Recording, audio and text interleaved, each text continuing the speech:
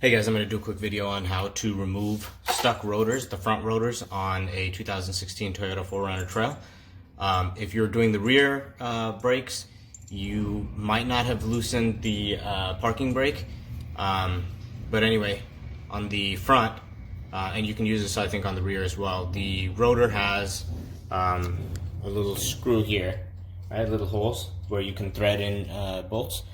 You're going to use these to pop the rotor off. Okay, this is an M8 1.25 50 millimeter screw. You don't need a 50 millimeter. 20-25 might work, but all you do is very simple. I'll take you through it real quick.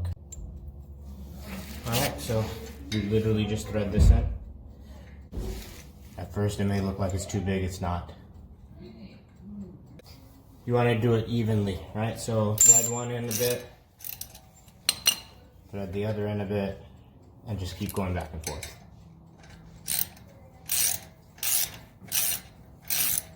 Obviously, if you have a drill, this works a bit faster. I do have a drill, but I don't want to strip the screw either.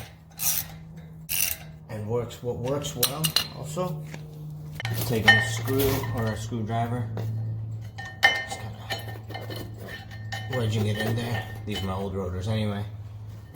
Kind of holding it in place. Oh, you can hear that.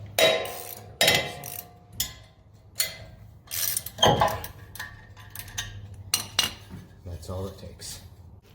That's it.